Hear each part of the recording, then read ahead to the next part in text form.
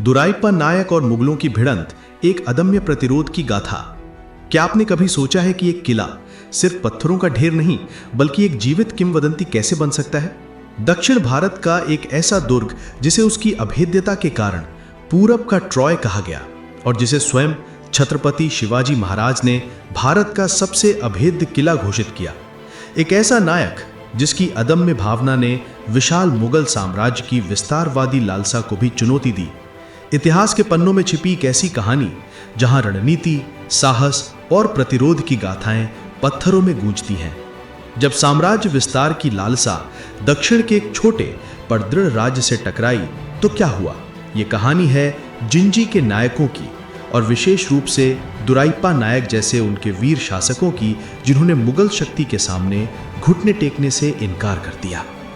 जिंजी का दुर्ग, अभेद्यता का प्रतीक। जिंजी का किला, जिसे सेंजी या चिंजी भी कहा जाता है, तमिलनाडु के विल्लुपुरम जिले में स्थित एक ऐसा ऐतिहासिक चमत्कार है जो सदियों से अपनी कहानी स्वयं कहता आ रहा है। यह सिर्फ एक किला नहीं बल्कि 3 विशाल ग्रेनाइट पहाड़ियों, राजगिरी, कृष्णगिरी और चंद्रायन दुर्ग पर फैला एक त्रिकोणीय गढ़ है जो लगभग 11 वर्ग किलोमीटर के क्षेत्र को घेरता है। इन तीनों पहाड़ियों को आपस में 13 किलोमीटर लंबी विशाल दीवारों से जोड़ा गया है, जिनकी चौड़ाई कुछ स्थानों पर 15 मीटर तक है और इसके चारों ओर 80 फीट चौड़ी खाई इसे और भी अभेद्य बनाती है। इस दुर्ग की वास्तुकला और इंजीनियरिंग का कौशल अद्भुत है। इसमें छिपी हुई तुरंगे और गुप्त मार्ग थे जो युद्ध के समय सैनिकों के लिए निकास और आपूर्ति के मार्ग के रूप में कार्य करते थे। लेकिन सबसे असाधारण विशेषताओं में से एक थी इसकी उन्नत जल संचयन प्रणाली।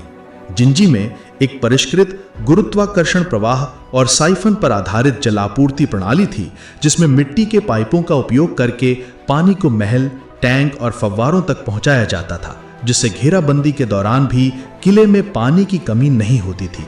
कल्पना कीजिए 16वीं शताब्दी में ऐसी टेक्नोलॉजी। इसकी भव्यता का अंदाजा इस बात से लगाया जा सकता है कि 1597 में जिंजी का दौरा करने वाले एक जेसुइट यात्री फादर निकोलस पिमिंट्स ने इसे भारत का सबसे बड़ा शहर और पुर्तगाल के लिस्बन को छोड़कर किसी भी अन्य शहर से बड़ा बताया था। किले के भीतर 7 मंजिला कल्याण महल जैसी संरचनाएं थीं जो राही महिलाओं के लिए निवास स्थान थी और विशाल अन्नागार थे जो वर्षों तक किले के निवासियों को भोजन प्रदान कर सकते थे। ये सब जिंजी को केवल एक सैनिक गण नहीं बल्कि एक आत्मनिर्भर और समृद्ध शहर बनाता था। नायकों का उदय और मुगलों की दृष्टि। जिंजी के नायक मूल रूप से तेलुगु भाषी बलिजा वियोद्धा कुलों से संबंधित थे, जिन्होंने विजयनगर साम्राज्य के पतन के बाद दक्षिण भारत में अपनी स्वतंत्रता घोषित कर दी। 16वीं शताब्दी की शुरुआत से लेकर 17वीं शताब्दी के मध्य तक उन्होंने उत्तरी तमिलनाडु के एक बड़े हिस्से पर शासन किया, जिसमें वर्तमान चेन्नई और पुडुचेरी के विशाल क्षेत्र भी शामिल थे। तुपाकुला कृष्णप्पा नायक को जिंजी के नायकों की वंशावली के संस्थापक माना जाता है, जिन्होंने 1509 से लेकर 1648 ईस्वी तक शासन किया। उन्होंने ही जिंजी किले के वर्तमान स्वरूप को स्थापित किया और इसे सैन्य वास्तुकला का एक उत्कृष्ट उदाहरण बनाया, जिसमें विशाल अन्नागार, कल्याण महल और 3 पहाड़ियों को घेरने वाली मोटी दीवारें शामिल थीं। ये वही समय था जब मुगल साम्राज्य उत्तर भारत में अपनी शक्ति का विस्तार कर रहा था। 1526 में पानीपत की पहली लड़ाई में इब्राहिम लोधी को हराकर बाबर ने मुगल साम्राज्य की स्थापना की थी। मुगल साम्राज्य धीरे धीरे अपनी सीमाओं का विस्तार कर रहा था और औरंगजेब के शासनकाल 1658 से 1707 तक उनकी विस्तारवादी नीतियां दक्कन और दक्षिण भारत तक पहुंच गई थीं। औरंगजेब का सपना पूरे दक्षिण भारत को जीतकर दारुल अस्लाम में बदलना था और इस महत्वाकांक्षा के रास्ते में मराठा और दक्कन के सल्तनत यानी बीजापुर और गोलकुंडा आ रहे थे। जब औरंगजेब दक्कन में अपनी सेनाओं को केंद्रित कर रहा था तो जिंजी का सामरिक महत्व बढ़ गया। ये किला न केवल एक शक्तिशाली गढ़ था बल्कि मराठा प्रतिरोध के लिए एक महत्वपूर्ण केंद्र बन सकता था, खासकर जब मुगल सेनाएं महाराष्ट्र के किलों को निशाना बना रही थीं। मुगलों से पहले की शक्ति संतुलन। बीजापुर और मराठा। जिंजी का किला 1649 तक बीजापुर के आदिलशाही के नियंत्रण में था। उन्होंने इस पर एक नई और बढ़ी हुई सामरिक महत्वता दी। हालांकि 1677 में मराठा राजा छत्रपति शिवाजी महाराज ने एक बहादुर अभियान के दौरान बीजापुर की सेनाओं को हरा दिया और जिंजी किले पर कब्जा कर लिया। शिवाजी, जो कि स्वयं किलों के महत्व को समझते थे, उन्होंने जिंजी की किलेबंदी को और मजबूत किया, जिसमें बुर्ज और अन्य संरचनाएं जोड़कर इसे यूरोपीय मानकों के अनुरूप बनाया। उन्होंने इसे भारत का सबसे अभेद्य किला कहा। जब औरंगजेब ने 1681 में दक्कन पर आक्रमण किया तो उनकी प्राथमिक चुनौती मराठा साम्राज्य था। 1689 में छत्रपति संभाजी महाराज को धोखे से गिरफ्तार कर लिया गया और बेरहमी से मार दिया गया। इसके बाद मराठा राजधानी रायगढ़ को मुगल सेनाओं ने घेर लिया था। इस विकट परिस्थिति में मराठा मंत्रियों की एक परिषद ने एक साहसिक निर्णय लिया। शिवाजी के दूसरे पुत्र छत्रपति राजा राम को महाराष्ट्र से दूर जिंजी के किले में भागना होगा। जिंजी ने मराठों के लिए एक आशा की किरण प्रदान की और ये मुगल सेनाओं को विभाजित करने और उनकी सप्लाई लाइनों को फैलाने में एक महत्वपूर्ण रणनीति साबित हुई। दुरैयप्पा नायक और मुगल घेराबंदी। ये ठीक इसी समय था जब जिंजी के नायक, जो पहले विजयनगर के अधीन थे और बाद में स्वतंत्र हो गए थे, मुगलों के साथ सीधे टकराव में आए। हालांकि दुरैयप्पा नायक नाम का कोई विशेष शासक सीधे तौर पर मुगल जिंजी संघर्ष से नहीं जुड़ा है, लेकिन जिंजी के नायकों ने अपनी दृढ़ता और आर्थिक नीतियों के माध्यम से एक स्वतंत्र पहचान बनाई रखी। मुगल सम्राट औरंगजेब ने जिंजी किले को घेरने और कब्जा करने के लिए जुल्फिकार अली खान को कर्नाटक का नवाब नियुक्त किया।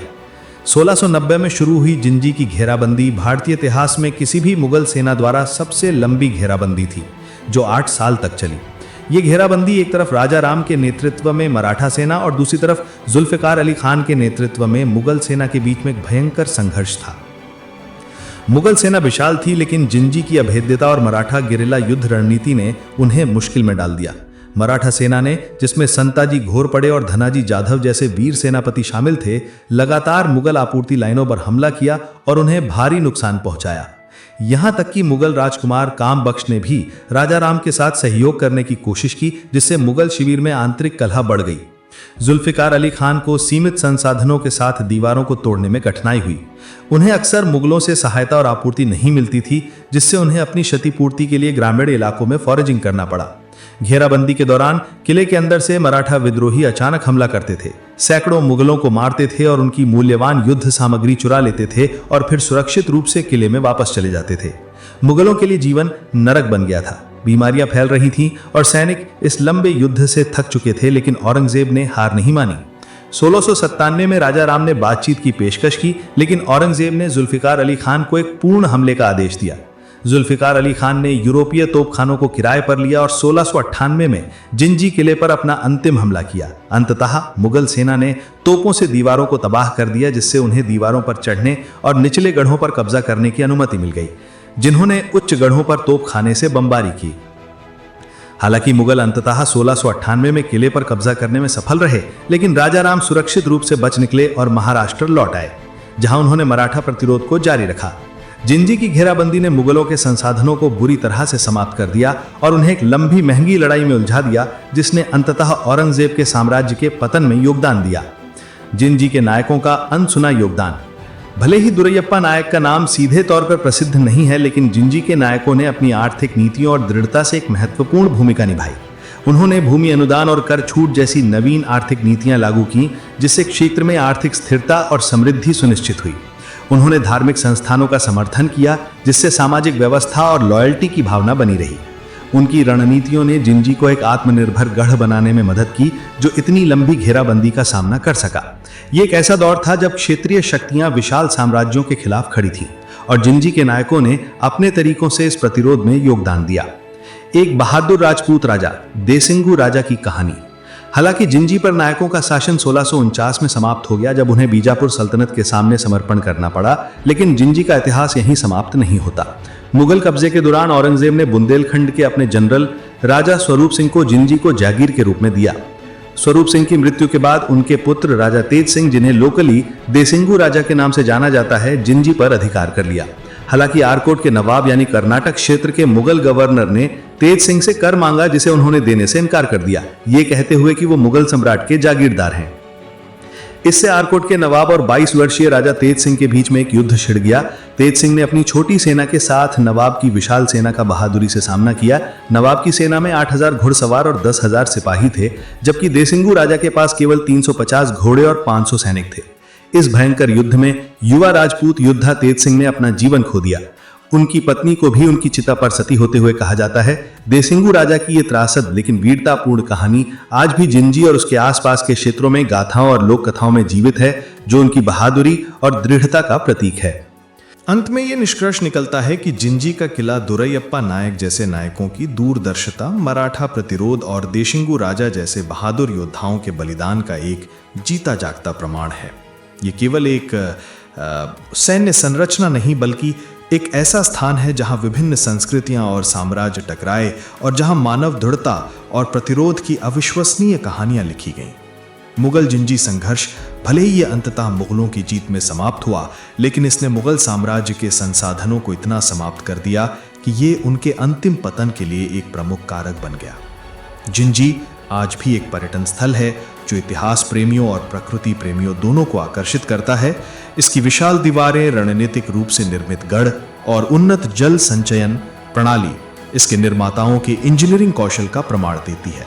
यह हमें याद दिलाता है कि इतिहास केवल बड़ी लड़ाइयों और प्रसिद्ध सम्राटों के बारे में नहीं है, बल्कि ये उन क्षेत्रीय शक्तियों, बहादुर योद्धाओं और सामान्य लोगों की कहानियों से भी भरा है, जिन्होंने अपने घर और स्वतंत्रता की रक्षा के लिए अथक संघर्ष किया।